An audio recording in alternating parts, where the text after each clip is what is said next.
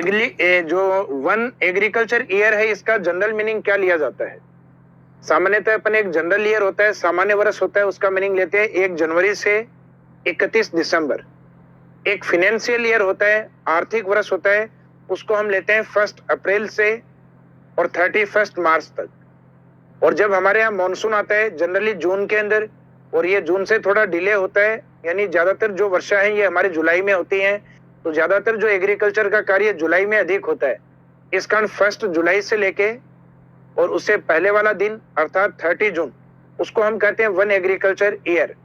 इसका मीनिंग हर ईयर में 1 साल होता है फिक्स। अब वो काउंट कहां से किया जाए उस ईयर के ऊपर डिपेंड करता है। जैसे जनरल ईयर है तो 1 जनवरी से, अगर फाइनेंशियल ईयर है तो 1 अप्रैल से, और एग्रीकल्चर ईयर है तो 1 जुलाई से। इसका मीनिंग एक कृषि वर्ष में अगर एक फार्म हाउस में या एक खेत में केवल एक फसल बोई जाती है, यानी 12 महीने में सिर्फ एक क्रॉप्स का प्रोडक्शन है, तो इसको हम कहेंगे मोनोकल्चर। इसका मीनिंग या तो फसल एक ही बोए किसान, या उस फसल का टाइम पीरियड इतना लंबा हो कि वो साल भर चले। जैसे अरहर की दाल और गन्ना, जिनमें उत्पादन में लगभग 10-11 महीने का टाइम लग जाता है, तो इसका मीनिंग है वो अकेली फसल होती है, इस कारण उसको मोनोकल्चर कहते हैं। और अगर एक कृषि वर्ष में एक खेत में अगर 2 फसलों का उत्पादन हो तो उसको कहते हैं डिवोकल्चर या डायोकल्चर। इसका मीनिंग 2 फसलों का उत्पादन होना। और एक कृषि वर्ष में एक खेत में अगर 3 फसलों का उत्पादन है तो 3 फसलों को नाम दिया जाता है ओलिगोकल्चर।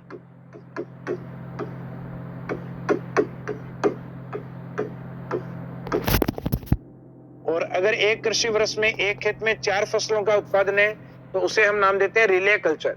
रिले जैसे एक गेम होता है जिसमें 4 धावक एक साथ दौड़ते हैं, यानी एक टीम में 4 लोग एक साथ रनिंग करते हैं, उसको कहा जाता है रिले। तो रिले का मीनिंग होता है 4 फसलों का उत्पादन एक खेत में एक साल के अंदर करना। कहां से? 1 जुलाई से और 30 जून तक।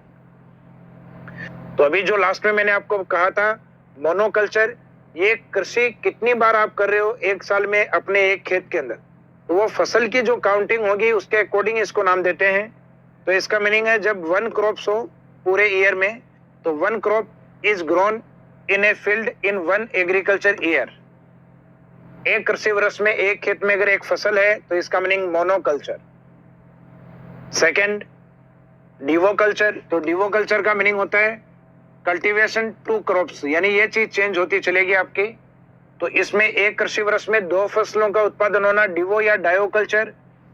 नेक्स्ट है ओलिगोकल्चर। तो ओलिगो का मीनिंग होता है कल्टीवेशन ऑफ 3 क्रॉप्स, यानी 3 फसलों का उत्पादन in a field in 1 agriculture year. फिर है रिले एग्रीकल्चर। रिले का मीनिंग होता है cultivation of 4 crops in a field या in a farm in a agriculture year, एक कृषि वर्ष में। तो ये जो कृषि वर्ष है,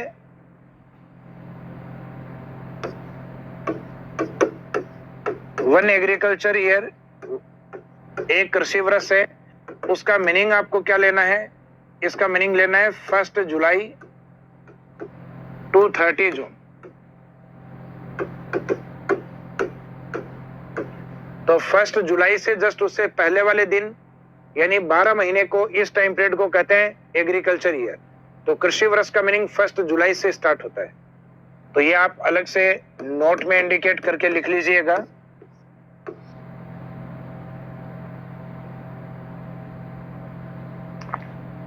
इसके बाद में एग्रीकल्चर का जो नेक्स्ट टाइप है, तो अभी जो 4 कृषि हमने पढ़ी है वो काउंटिंग के अकॉर्डिंग थी। इसका मीनिंग 1 एग्रीकल्चर ईयर में 1 फील्ड या 1 फार्म हाउस में अगर आप 1 बार खेती करते हैं तो मोनो, अगर 2 बार करते हैं तो डिवो, 3 बार करते हैं तो ओलिगो, और 4 बार करते हैं तो उसको नाम दिया जाता है रिले एग्रीकल्चर। उसके बाद में next shifting agriculture. Shifting agriculture generally tribal areas में अधिक होती है, जहां पे वेजिटेशन या वनस्पति अधिक होती है। इसका मीनिंग उस एरिया में फार्म अर्थात जो खेत वगैरह होते हैं उनकी कमी होती है। इस कारण यहाँ के जो लोग हैं अधिकांशतः जो फॉरेस्ट्री है उसको कट अर्थात काट कर या उसको बर्निंग करके, जला के, और उस स्थान पे कुछ समय के लिए खेती करते हैं, और कुछ समय बाद उस स्थान को छोड़ के दूसरे स्थान पे शिफ्ट हो जाते हैं। वहां पे भी एज इट इज जो फॉरेस्ट कटिंग है या उसको बर्निंग है, काट के या जला के पुनः वहां पे खेती करते हैं। तो इस तरीके से कुछ समय बाद वो जगह चेंज करते रहते हैं, इस कारण इसको शिफ्टिंग एग्रीकल्चर भी कहा जाता है। तो इसका मीनिंग है the agriculture which is based on by cutting और burning of forest is called as shifting agriculture. वनों को काटकर या जलाकर की जाने वाली स्थानांतरित कृषि को कहा जाता है। नेक्स्ट है इसके जो उपनाम है, उपनाम क्या है? तो इसको पर्यावरण का दुश्मन भी कहा जाता है, अर्थात फॉई ऑफ एनवायरमेंट, और दूसरा नाम इनेमी ऑफ एनवायरमेंट। पर्यावरण का दुश्मन इसलिए क्योंकि इसमें पेड़ पौधों को या वनों को काटकर ये की जाती है, तो वनों को नुकसान होता है और इससे एनवायरमेंट जो पोल्यूशन है ये भी बढ़ता है। दूसरा इसमें पेड़ों को काटा जाता है, इस कारण इसको कर्तन अर्थात स्लेश, और दूसरा जलाया जाता है अर्थात दहन, बर्निंग।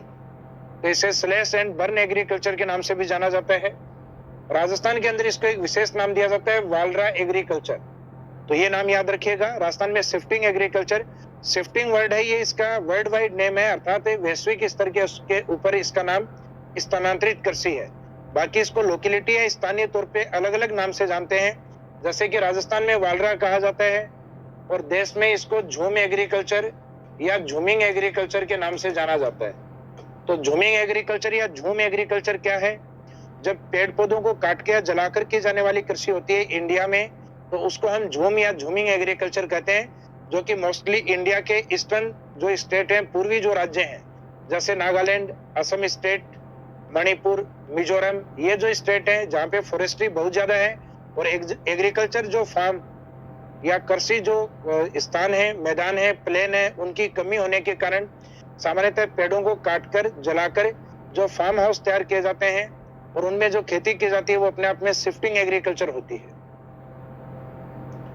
राजस्थान के अंदर जनरली इसका जो नेम है वो है वालरा कृषि, लेकिन अगर इसको माउंटेन या पर्वतों पर अगर किया जाता है, अर्थात इसको अरावली वाले एरिया में किया जाता है, तो वहां इसको नाम दिया जाएगा ची माता। हम देखते हैं सामान्यतः अपनी जो माताओं के मंदिर होते हैं वो मंदिर होते हैं अधिकांशतः माउंटेन या पर्वतों पर। तो उनसे याद रखिएगा कि पर्वतों में इसको माता अर्थात ची माता कहते हैं, और जो प्लेन एरिया है उसमें अगर शिफ्टिंग एग्रीकल्चर हो रही है उसको नाम दिया जाता है दजिया शिफ्टिंग एग्रीकल्चर। तो ची माता सामान्यतः ये माउंटेन या हिल्स एरिया पे इसको नाम दिया गया है। तो शिफ्टिंग एग्रीकल्चर इज कॉल्ड ची माता इन हिल्स रीजन, और दूसरा है शिफ्टिंग एग्रीकल्चर इज कॉल्ड दजिया इन प्लेन रीजन। तो मुख्यतः पर्वतीय क्षेत्रों में ये ची माता के नाम से और प्लेन या मैदानी क्षेत्रों में इसको दजिया के नाम से जाना जाता है। Walra agriculture is done by most Bhil tribes in Rajasthan. मुख्यतः राजस्थान में ये भील जनजाति के द्वारा अधिक की जाती है, और भील जनजाति राजस्थान के सदर्न पार्ट में अधिक पाई जाती है, मुख्यतः उदयपुर की ओर। तो इसका मीनिंग इस प्रकार की जो एग्रीकल्चर है ये राजस्थान में अधिक, दक्षिणी राजस्थान मुख्यतः उदयपुर की ओर अधिक होती है। और भारत में जैसा कि मैंने कहा आपको कि भारत के पूर्वी राज्यों में जैसे नागालैंड, असम स्टेट, इनमें अधिक होती है। नागालैंड में अधिक है, उसके बाद में असम स्टेट में। राजस्थान में ये दक्षिणी राजस्थान में मोस्टली उदयपुर वाला जो पार्ट है या सदर्न राजस्थान है उस एरिया में अधिक मानी जाती है। उसके बाद में टाइप्स ऑफ एग्रीकल्चर में ये काफी अच्छा क्वेश्चन बन सकता है यहाँ से, truck farming. Truck farming generally उस एग्रीकल्चर को कहा जाता है जैसे अपने अर्बन एरिया है, नगरीय क्षेत्र है, इन अर्बन एरिया के पास में जो अपने रूरल एरियाज हैं या सब अर्बन एरिया है, उपनगरीय क्षेत्र जो कि अर्बन एरिया की कई तरीके की डिमांड सप्लाई करते हैं, जिसमें सब अर्बन एरिया से मुख्यतः जो दूध की सप्लाई है, वेजिटेबल या सब्जी की सप्लाई है, अपने जो फूल या फ्लोर हैं उसकी सप्लाई है, जो फ्रूट्स हैं, फल हैं, उनकी सप्लाई है, और ये सारे प्रोडक्ट वो हैं जो जल्दी खराब हो जाते हैं। तो उपनगरीय या सब अर्बन एरिया से अर्बन एरिया को एक रात में ट्रक के माध्यम से जल्दी खराब होने वाले उत्पादों को सप्लाई करना ट्रक फार्मिंग कहलाता है। तो ट्रक फार्मिंग में ट्रक सिर्फ एक ट्रांसपोर्टेशन का साधन है, एक परिवहन का साधन है। बाकी ट्रक फार्मिंग इन कृषि को या इनसे संबंधित जो जल्दी खराब होने वाले उत्पाद है उनको ट्रक फार्मिंग नाम दिया जाता है। तो providing perishable products like vegetable, flowers, fruit, milk, etc from the suburban area to the cities via trucks overnight is called truck farming। अर्थात जल्दी खराब होने वाले जो उत्पाद हैं, जिसमें सब्जियां हैं, फूल हैं, फल हैं, दूध है आदि को उपनगरीय क्षेत्रों से और एक रात में ट्रक के माध्यम से नगरीय क्षेत्रों को सप्लाई करना या आपूर्ति करना क्या कहलाता है? Truck farming. इसके बाद में नेक्स्ट है कॉन्ट्योर लाइनर एग्रीकल्चर अर्थात समोच्च रेखीय कृषि। तो जो कॉन्ट्योर लिनियर एग्रीकल्चर है, समोच्च रेखीय कृषि है, उसका मीनिंग क्या होता है? तो सामान्यतः जो माउंटेन पार्ट्स होते हैं या जो हिल साइड होती हैं, उन हिल साइड्स के ऊपर जो की जाने वाली खेती है उनको नाम दिया जाता है कॉन्ट्योर एग्रीकल्चर। इनको स्टेट टाइप एग्रीकल्चर भी अपन कह सकते हैं, सीढ़ी नुमा कृषि। जैसे माउंटेन्स के जो स्लोप वाले पार्ट होते हैं, इन स्लोप वाले पार्ट में यहाँ पे जो कृषि की जाती है सामान्यतः ढाल वाले पोर्शन के अंदर।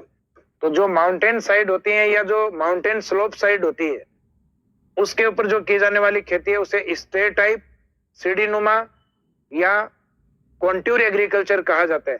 कॉन्ट्योर का मीनिंग है एक सेम हाइट के ऊपर कृषि, फिर कुछ एरिया छोड़ दिया जाता है, फिर वापस इक्वल हाइट पे एग्रीकल्चर, तो इसको कहा जाता है कॉन्ट्योर एग्रीकल्चर। या इसको स्टेट टाइप अर्थात सीढ़ी नुमा कृषि भी कहा जाता है, जिसका प्रचलन सामान्यतः राजस्थान में कम है और भारत के जो ईस्टर्न स्टेट है अर्थात जो पूर्वी राज्य होते हैं, जैसे कि असम के अंदर जो टी या जो चाय की जो खेती है वो सामान्यतः कॉन्ट्योर एग्रीकल्चर के रूप में अधिक होती है। इसके बाद में नेक्स्ट है ड्राई एग्रीकल्चर। जैसे कि नाम से पता लगता है कि वह कृषि जिसमें सामान्यतः कम वर्षा की आवश्यकता होती है। तो agriculture done in area with less than 75 centimetre rainfall.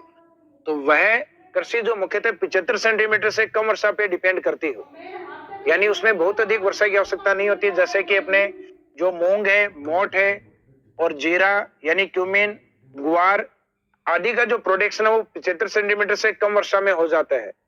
जैसे कि अपने मिलेट या बाजरे का उत्पादन है वो भी इसमें हो जाता है। तो सामान्यतः 75 सेंटीमीटर से कम वर्षा वाले जो एग्रीकल्चर प्रोडक्ट हैं वो एरिड एग्रीकल्चर के पार्ट माने जाते हैं। दूसरा इसका अपोजिट होता है ह्यूमिड एग्रीकल्चर अर्थात आर्द्र कृषि।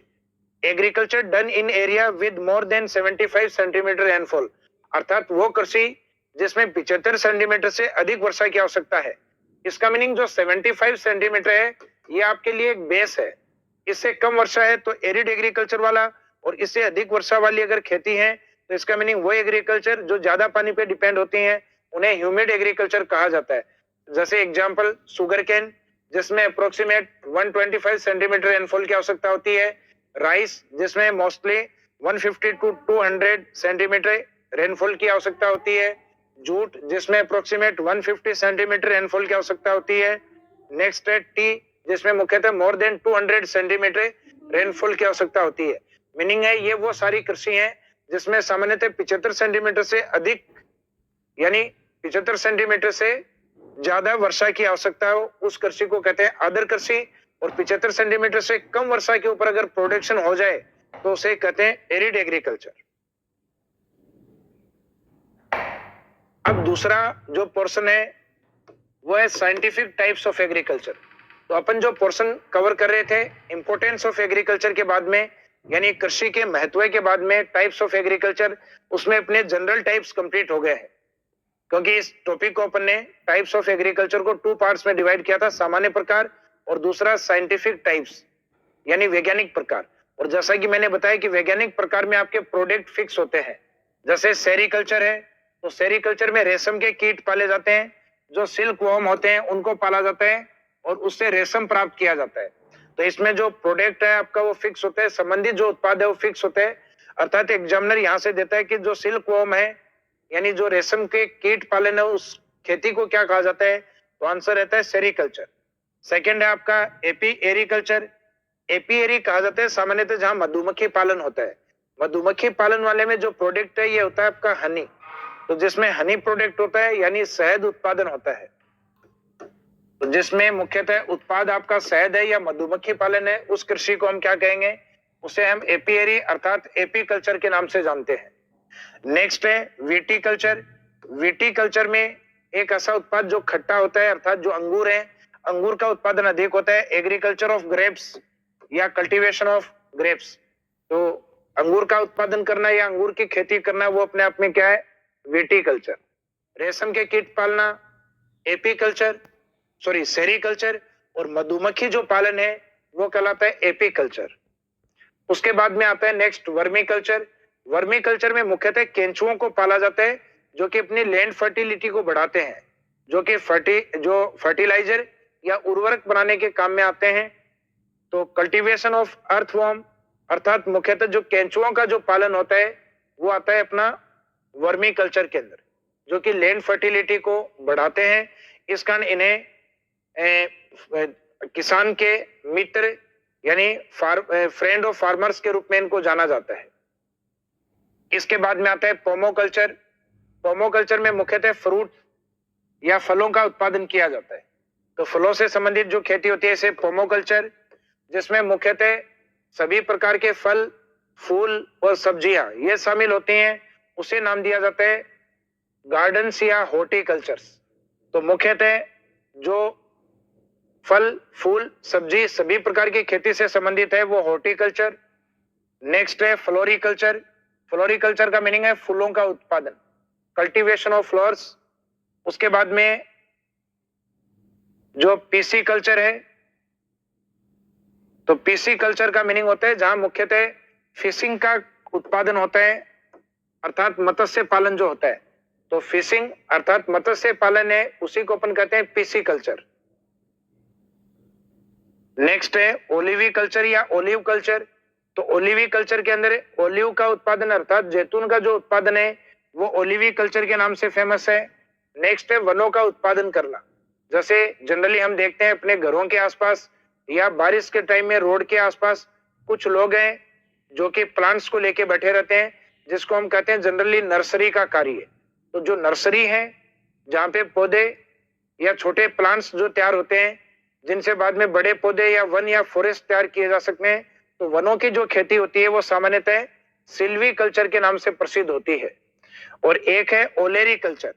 ओलेरी कल्चर के अंदर सामान्यतः जो अपने सब्जी का उत्पादन है अर्थात कल्टीवेशन ऑफ वेजिटेशन, तो सब्जी के उत्पादन को हम कहते हैं ओलेरी कल्चर।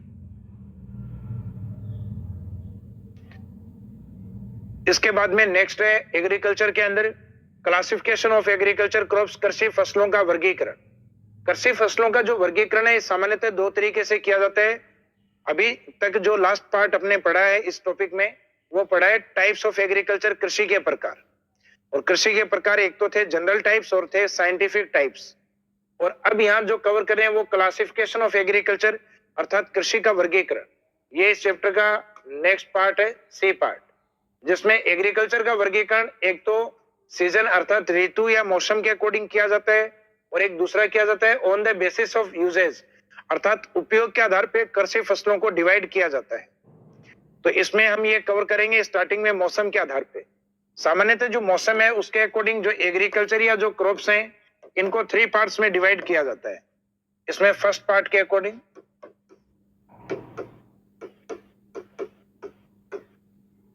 अर्थात on the basis off season agriculture divides into 3 parts, जिसमें एक अपने बारिश या मॉनसून के दौरान जो फसल होती है उसको खरीफ, और इसको कटाई के आधार पे मौसम के आधार पे इसको हम स्यालू भी कहते हैं, क्योंकि ये जनरली अपने विंटर सीजन आने से पहले काटी जाती हैं। इस कारण इनको स्यालू। दूसरी क्रॉप्स हैं जो कि सर्दियों के आसपास बोई जाती हैं, रब्बी, और जिनको अभी वर्तमान में मार्च और अप्रैल के आसपास काटा जाता है, तो उसके अकॉर्डिंग उनको कहा जाता है उन्नालू। तो अपने रूरल एरिया में गर्मियों को कहते हैं उन्नाला आना यानी गर्मी का आना। और एक लास्ट जो तीसरी क्रॉप्स होती है जिसमें जायद क्रॉप्स को लिया जाता है, अर्थात मार्च अप्रैल से और मॉनसून आने तक अर्थात जून जुलाई तक जो कृषि होती है वो होती है जायद क्रॉप्स के रूप में, जिसमें कोई मेन क्रॉप्स नहीं होती। अर्थात आपकी जो मेन क्रॉप्स है वो या तो खरीफ में होती है या रबी में होती है, लेकिन फिर भी मौसम के अकॉर्डिंग अगर एग्रीकल्चर क्लासिफिकेशन पूछा जाए तो वो कितने पार्ट्स में डिवाइड होता है, वो 3 पार्ट्स में डिवाइड होता है, जिसमें खरीफ क्रॉप्स में जो बुआई होती है अपने जो ग्रोन इन अर्थात जो पैदावार है वो जून जुलाई के अंदर की जाती है, और इनका जो हार्वेस्टेड अर्थात जो कटाई का जो कार्य है वो दीपावली के आसपास अर्थात सितंबर अक्टूबर के आसपास किया जाता है। और इस समय टेम्परेचर अधिक होने के कारण और वर्षा अधिक होने के कारण ये जो कृषि फसलें जल्दी तैयार होती हैं, इस कारण इन्हें शॉर्ट डे प्लांट या शॉर्ट डे एग्रीकल्चर के रूप में जानते हैं, अर्थात कम समय में तैयार होने वाली फसलों के रूप में इनको जाना जाता है। जिसके कुछ एग्जाम्पल हैं जैसे कि मिलेट, बाजरा, राइस, चावल, मेज, मक्का, ग्राउंडनट अर्थात अपने मूंगफली, कॉटन यानी कपास, शुगर केन गन्ने का उत्पादन, सोयाबीन, अरहर, गवार, सोरगम कहा जाता है जवार को, सनफ्लावर, सूर्यमुखी, जो कस्टर्ड, अरंडी और जूट का जो उत्पादन है मुख्यतः खरीफ फसलों के रूप में किया जाता है। इसके बाद में जो नेक्स्ट है रबी, जो खरीफ वाला जो था इसको सर्दियों के पास में काटा जाता है अर्थात सितंबर अक्टूबर के आसपास, इस कारण इसको स्यालू कहा जाता है। जबकि नेक्स्ट रबी है, इसको भी मार्च अप्रैल में अर्थात गर्मियों के आसपास काटा जाता है, उसको उन्यालू। तो इसका जो ग्रो करने का जो टाइम पीरियड है वो अक्टूबर नवंबर, अर्थात जैसे खरीफ को काटा जाएगा सितंबर अक्टूबर में इसकी बुआई स्टार्ट होती है अक्टूबर नवंबर, और इसका जो काटने का जो टाइम है ये होता है मार्च और अप्रैल के अंदर। और ये सामान्यतः इस समय वर्षा भी कम है, तापमान भी कम है, तो इन फसलों को ग्रो होने में टाइम लगता है। इस कारण इन्हें नाम दिया जाता है लॉन्ग डे प्लांट या लॉन्ग डे एग्रीकल्चर, लंबे समय की फसलें। तो शॉर्ट डे एग्रीकल्चर के रूप में खरीफ और लॉन्ग डे एग्रीकल्चर के रूप में रबी को जानते हैं। इसमें कुछ एग्जाम्पल है अपने, जैसे वीट है, ग्राम चना है, पीज है जैसे मटर है, बार्ले, जो जैसे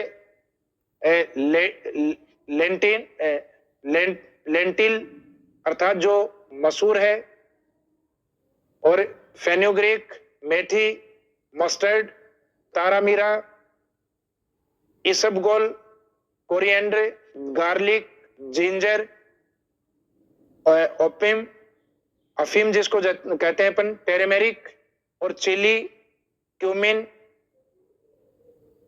और लिनसीड, और टेम्बेकू अर्थात तंबाकू।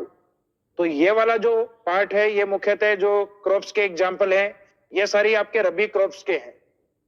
हालांकि इनको याद करने का अपना एक तरीका होता है, उस तरीके से आप इनको याद रख सकते हैं। जैसे कि जो रबी क्रॉप्स हैं इनको हम देखें, क्योंकि दोनों में से एक क्रॉप्स को आपको रट के रखना है, एक को फिक्स आपको याद रखना है। जैसे रबी में मुख्यतः दो अपनी अनाज अर्थात जो फूड क्रॉप्स हैं वो आती हैं, जिसमें एक तो गेहूं है और एक दूसरा जौ है। तो इन दो को तो आप याद रखिएगा कि इसमें मुख्यतः एक तो बार्ले और एक दूसरा व्हीट। गेहूं और जौ है ये रबी की प्रमुख अनाज फसलें हैं, यानी फूड क्रॉप्स हैं।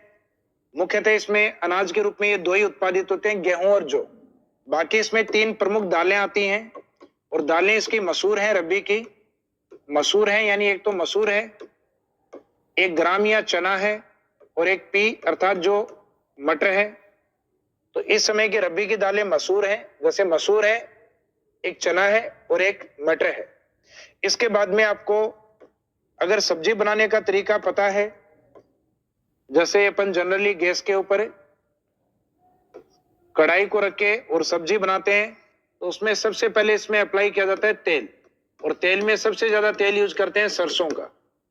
तो सरसों ये भी रबी क्रॉप्स में, सरसों के बाद इसमें अप्लाई की जाती है राई, या कई बार इसमें जीरा भी यूज करते हैं, या इसमें यूज करते हैं कई बार सौंफ। तो सौंफ, जीरा और राई ये भी आपके रबी क्रॉप्स के एग्जाम्पल हैं।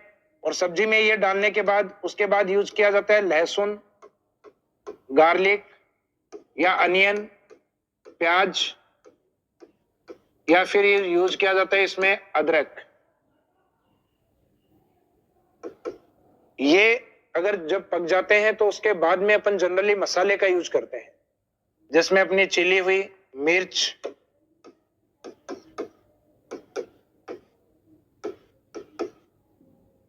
कोरिएंडर या धनिया,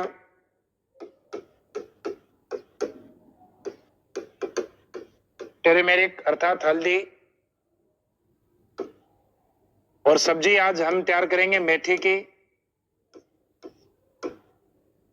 इसका मीनिंग जो सब्जी बनाने का जो टेक्निक है ये अपना रब्बी का टेक्निक है, और इसके बाद भी अगर रब्बी आपको एग्जाम में याद नहीं आती तो एग्जाम में आपको दिखना स्टार्ट होते हैं तारा मीरा, और तारा मीरा जब दिखना अर्थात तारे दिखना स्टार्ट होते हैं तो इसका मीनिंग अपनी कंडीशन खराब हो जाती है और पेट में अपने हलचल हो जाती है अर्थात लूज मोशन जैसी कंडीशन हो जाती है। तो एग्जाम में अगर रब्बी याद नहीं है तो तारा दिखना स्टार्ट होंगे, और लूज मोशन की कंडीशन अगर होती है तो एक क्रॉप्स है जिसको एक मेडिसिन क्रॉप्स के रूप में हम काम में लेते हैं, और उसका नाम होता है इसबगोल।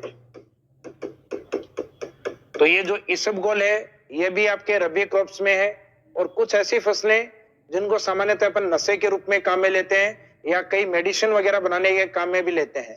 तो नशे वाली फसलों को आपको एक साथ याद करना है, जिसमें एक तो आता है अफीम और एक आता है तंबाकू। और इन नशा करने वाले व्यक्ति क्या होते हैं? आलसी। तो आलसी से याद रखिएगा अलसी। तो अफीम तंबाकू खाने वाले कौन? आलसी यानी अलसी। तो ये वाली जितनी भी क्रॉप्स आपको मैंने बताई हैं, दो आपके अनाज हैं उसमें अर्थात जौ, और दूसरा अपना गेहूं। उसके बाद में तीन अपनी दालें हैं जिसमें मसूर है, चना है, मटर है। उसके बाद में सब्जी बनाने का टेक्निक, और एग्जाम में अगर आपको कुछ याद नहीं आता तो तारे दिखना स्टार्ट होते हैं। उसके साथ बाद में क्या चाहिए होता है? तारे दिखते हैं यानी गड़बड़ होती है अपने को इसबगोल, जो कि अपने आप में एक मेडिसिन क्रॉप्स के रूप में मानी जाती है। और लास्ट में आपको जो नशे वाली फसलें अर्थात जो तंबाकू है, अफीम है और अलसी है, ये वाली क्रॉप्स आपको याद रखनी है। तो आप रबी को पूरा रट के याद रखिएगा, और उसके अलावा जितना भी बचा है वो आपका खरीफ है, क्योंकि जायद के अंदर कोई मेन क्रॉप्स नहीं आती हैं।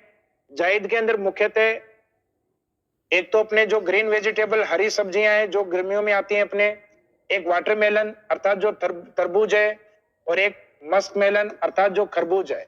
इनका उत्पादन अधिक होता है। इसके अलावा जो भैंसों का चारा है यानी पशुओं का चारा, जिसमें एक प्रमुख चारा आता है बरसीम।